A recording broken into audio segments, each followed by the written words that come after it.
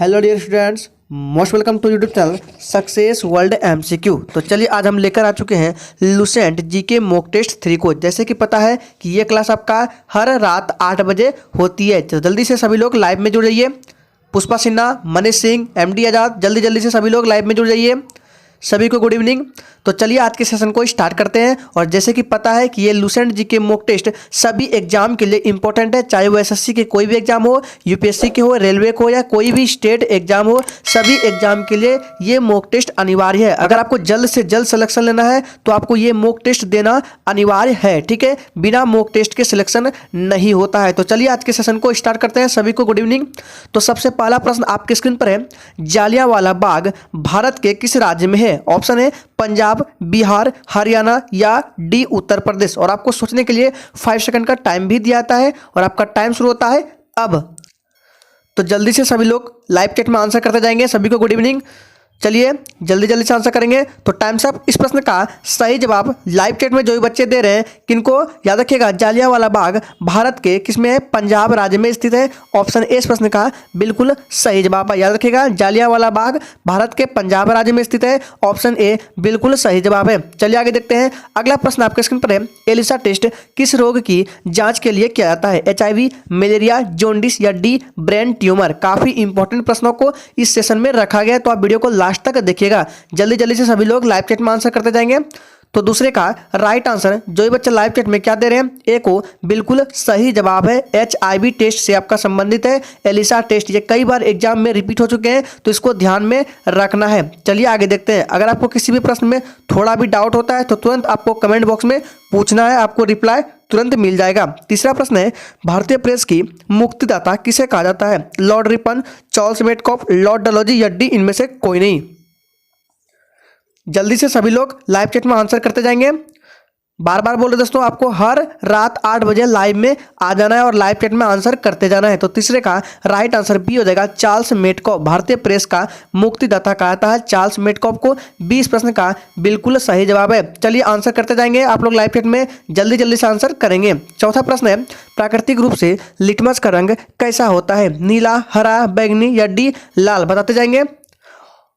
और आप जो आंसर करते हैं, आंसर के साथ क्वेश्चन नंबर भी देना अनिवार्य है, ठीक है। क्वेश्चन नंबर लिख दीजिए, उसके बाद आंसर दीजिएगा कि आप कौन से नंबर के क्वेश्चंस के आंसर कर रहे हैं, ठीक है। तो चौथे का राइट आंसर जो बच्चे लाइव चैट में क्या दे रहे हैं, याद रखिएगा, प्राकृतिक रूप से लिटमस का रंग कैसा होता है? तो याद रखिएगा, नीला होता है। क्या होता है? प्राकृतिक रूप से लिटमस का रंग नीला होता है। ऑप्शन ए इस प्रश्न का बिल्कुल सही जवाब है। अगला प्रश्न स्क्रीन पर है, तूतीकोरिन बंदरगाह भारत के किस राज्य में स्थित है? केरल, तमिलनाडु, आंध्र प्रदेश या डी इनमें से कोई नहीं। जी बिल्कुल, रात 8 बजे ये क्लास होती है। आपको 24 घंटे में से ओनली 10 से 12 मिनट हर रात 8 बजे देने हैं, ठीक है। तभी आपका सिलेक्शन पक्का है, क्योंकि सिलेक्शन के बिना, क्योंकि मॉक टेस्ट के बिना सिलेक्शन होता ही नहीं है। जितने भी आज तक सिलेक्शन लिए हैं उनसे जाके पूछिए, उन्होंने कहीं ना कहीं मॉक टेस्ट अवश्य दिया होगा। तो पांचवे का राइट आंसर क्या हो जाएगा? बी हो जाएगा, तमिलनाडु। तूतीकोरिन बंदरगाह भारत के तमिलनाडु राज्य में स्थित है। ऑप्शन 20 का बिल्कुल सही जवाब है। चलिए आगे देखते हैं। अगला प्रश्न स्क्रीन पर है, सोडियम का परमाणु क्रमांक कितना होता है? 11, 10, 8 या डी 14।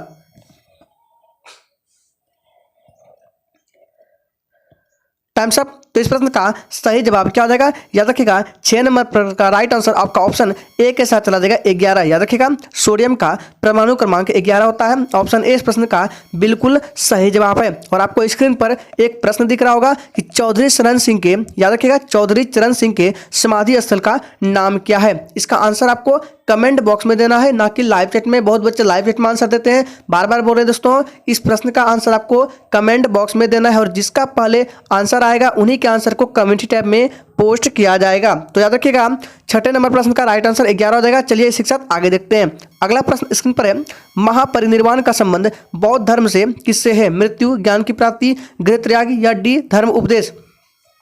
काफी इंपॉर्टेंट 7 नंबर प्रश्न है। कई बार एग्जामों में भी ये प्रश्न रिपीट हो चुके हैं, तो बताएंगे 7 का जो भी बच्चे लाइव चैट में क्या दे रहे हैं, याद रखिएगा, 7 नंबर का ए दे रहे हैं, बिल्कुल सही जवाब है। महापरिनिर्वाण का संबंध बौद्ध धर्म से किससे है? तो याद रखिएगा, मृत्यु से है, भगवान बुद्ध की मृत्यु से। ऑप्शन ए इस प्रश्न का बिल्कुल सही जवाब है। अगला प्रश्न स्क्रीन पर है, किस चीनी यात्री ने नालंदा विश्वविद्यालय में अध्ययन किया था? सुमाचिन, हुएनसांग, फाइयान या डी इनमें से कोई नहीं।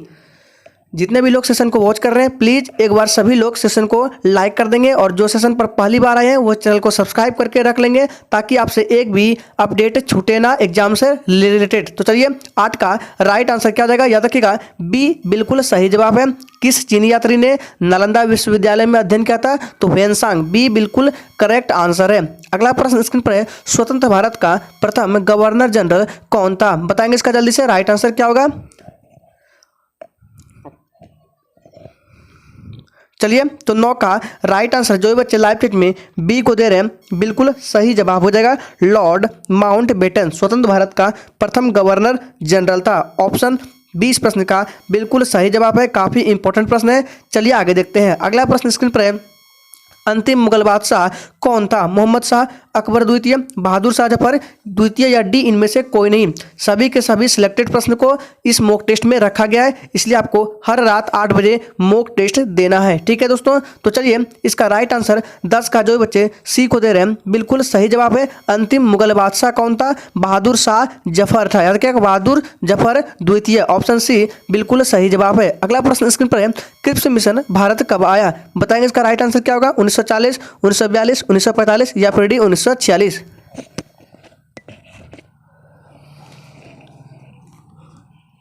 Times up. तो याद रखिएगा इस प्रश्न का राइट आंसर 11 का जो भी बच्चे लाइव चैट में बी को दे रहे हैं बिल्कुल सही जवाब है। याद रखिएगा क्रिप्स मिशन भारत 1942 ईस्वी में आया था। ऑप्शन 20 प्रश्न का बिल्कुल सही जवाब है। सारे के सारे मोस्ट इंपॉर्टेंट प्रश्नों को इस सेशन में कराया जाता है।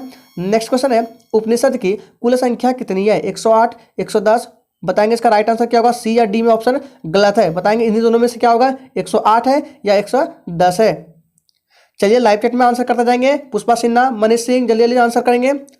तो चलिए 12 का राइट आंसर क्या हो जाएगा, उपनिषद की कुल संख्या कितनी है, तो 12 का राइट आंसर जो बच्चे लाइव चैट में क्या दे रहे हैं, ए को बिल्कुल सही जवाब है, 108 है उपनिषद की कुल संख्या। ऑप्शन ए इस प्रश्न का बिल्कुल राइट आंसर है। चलिए इस साथ आगे देखते हैं। अगला प्रश्न स्क्रीन पर है, आरबीआई का राष्ट्रीयकरण किस वर्ष किया गया है, काफी इंपॉर्टेंट प्रश्न है। 1951 में, 1950 में, 1949 में या फिर डी 1948 में। और बता दें सभी mock test Lucent GK GS mock test के प्लेलिस्ट भी बना दिए गए हैं। अगर आपने पिछले टेस्ट को नहीं दिया है तो जाकर उस टेस्ट को भी दे दीजिए, क्योंकि सारे के सारे मोस्ट इंपॉर्टेंट प्रश्न है और आपको हर रोज रात 8 बजे मॉक टेस्ट देना है। तो 13 का राइट आंसर क्या हो जाएगा, याद रखिएगा आरबीआई का राष्ट्रीयकरण 1949 में किया गया, ऑप्शन सी बिल्कुल सही जवाब है। अगला प्रश्न स्क्रीन पर है, मोहम्मद बिन कासिम ने भारत पर कब आक्रमण किया, 712, 710, 714 या डी 716 ईस्वी में। फटाफट सुपरफास्ट एक्सप्रेस की स्पीड से आंसर करते जाएंगे लाइव चैट में। तो चलिए 14 का राइट आंसर जो भी बच्चे लाइव चैट में ए को दे रहे हैं बिल्कुल सही जवाब है, 712 ईस्वी में मोहम्मद बिन कासिम ने भारत पर आक्रमण किया। ऑप्शन ए इस प्रश्न का बिल्कुल राइट आंसर है। अगला प्रश्न स्क्रीन पर है, वुलर झील भारत के किस राज्य में स्थित है, हिमाचल प्रदेश, जम्मू कश्मीर, नागालैंड या डी इनमें से कोई नहीं। ये काफी इंपॉर्टेंट झील है, बताएंगे इसका राइट आंसर क्या होगा। तो चलिए इसका राइट आंसर 15 का क्या हो जाएगा, 15 का बी हो जाएगा, जम्मू कश्मीर में आपका वुलर झील है। याद रखिएगा ऑप्शन 20 प्रश्न का बिल्कुल सही जवाब है। चलिए आगे देखते हैं। अगला प्रश्न स्क्रीन पर है, मेघदूत के लेखक कौन है, कालिदास, विशाखदत्त, कलहन या डी अमरदास।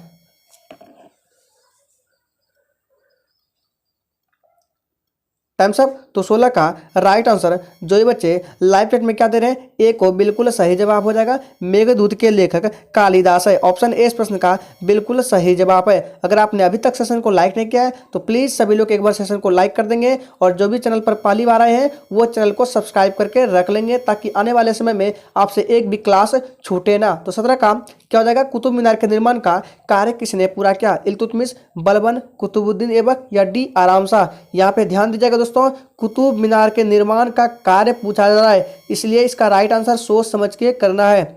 तो चलिए इस प्रश्न का राइट आंसर क्या हो जाएगा, कुतुब मीनार के निर्माण का कार्य का पूरा किसने किया, तो इल्तुतमिश ने, ठीक है। लेकिन निर्माण पूछे किसने करवाया, तो कुतुबुद्दीन ऐबक ने, लेकिन उसका कार्य जो पूरा किया है इल्तुतमिश ने, कुतुब मीनार के निर्माण का कार्य पूरा किया है इल्तुतमिश ने। ऑप्शन ए इस प्रश्न का बिल्कुल राइट आंसर हो जाएगा। लेकिन कुतुबुद्दीन ऐबक ने कुतुब मीनार के निर्माण करवाया था, लेकिन पूरा इल्तुतमिश ने करवाया। चलिए आगे देखते हैं। अगला प्रश्न है, द्रोणाचार्य पुरस्कार किसे प्रदान किया जाता है, खिलाड़ियों को, खेल प्रशिक्षकों को, चित्रकारों को या डी फिल्म मेकर को।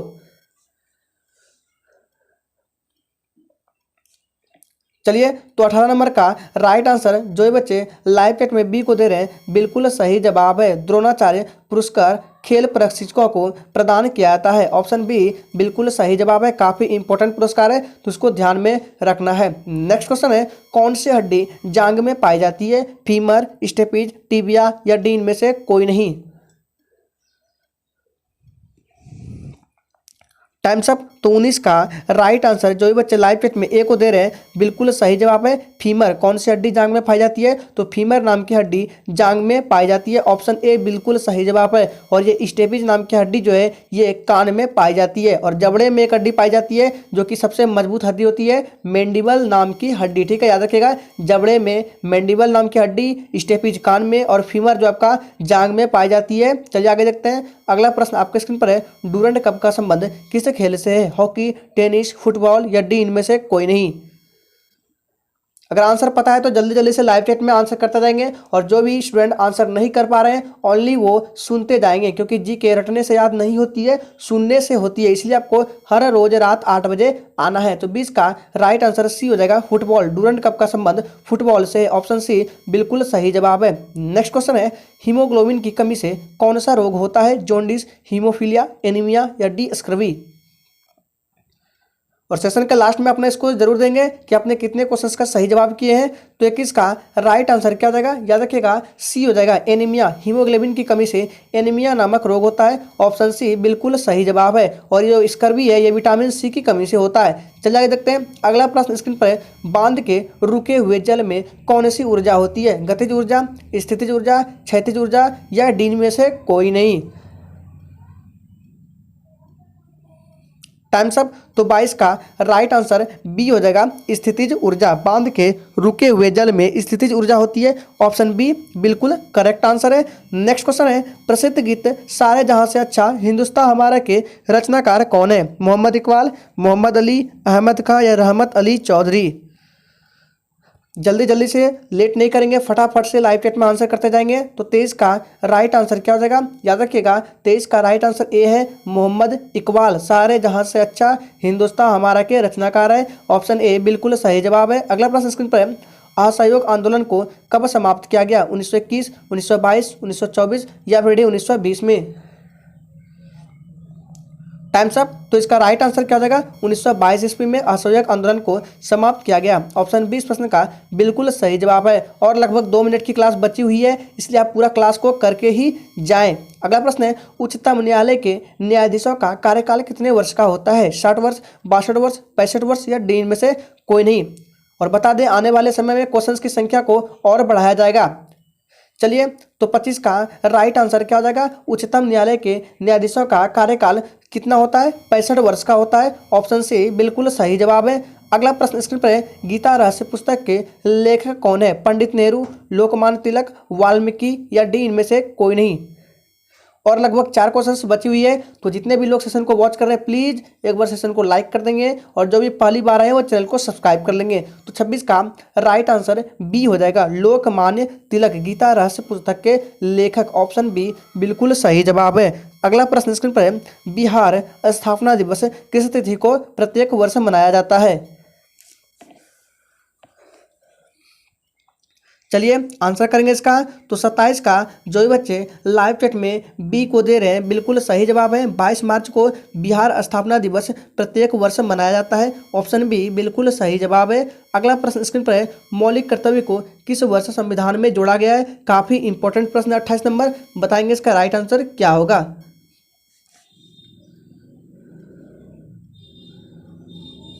चलिए, तो 28 का राइट आंसर बी हो जाएगा। 1976 ईस्वी में मौलिक कर्तव्य को किस वर्ष संविधान में जोड़ा गया? तो 1976 ईस्वी में। ऑप्शन बी बिल्कुल सही जवाब है। अगला प्रश्न स्क्रीन पर है, कोपरनिकस का संबंध किस खेल क्षेत्र से था? खगोलविद, गणितज्ञ, चिकित्सक या डी राजनीतिज्ञ? चलिए, तो इस प्रश्न का जो सही जवाब है 29 का ए हो जाएगा। खगोलविद से कोपरनिकस का संबंध था। ऑप्शन ए बिल्कुल राइट आंसर है। अगला प्रश्न स्क्रीन पर है, शांति निकेतन के संस्थापक कौन थे? ये आज के सेशन का लास्ट प्रश्न है। तो जितने भी चैनल को सब्सक्राइब नहीं किया है वो चैनल को सब्सक्राइब कर लेंगे, और जो भी पहली बार देख रहे हैं वीडियो को वो सेशन को भी लाइक कर देंगे। तो 30 का राइट आंसर क्या हो जाएगा? शांति निकेतन के संस्थापक कौन थे? तो रविंद्रनाथ टैगोर। ऑप्शन ए बिल्कुल सही जवाब है। तो आज के सेशन में टोटल 30 प्रश्न थे। उम्मीद करेंगे आपको ये सेशन अच्छा लगा होगा। अगर सेशन अच्छा लगा तो सभी लोग एक बार सेशन को लाइक कर देंगे। तो चलिए फिर मिलते हैं कल रात 8 बजे।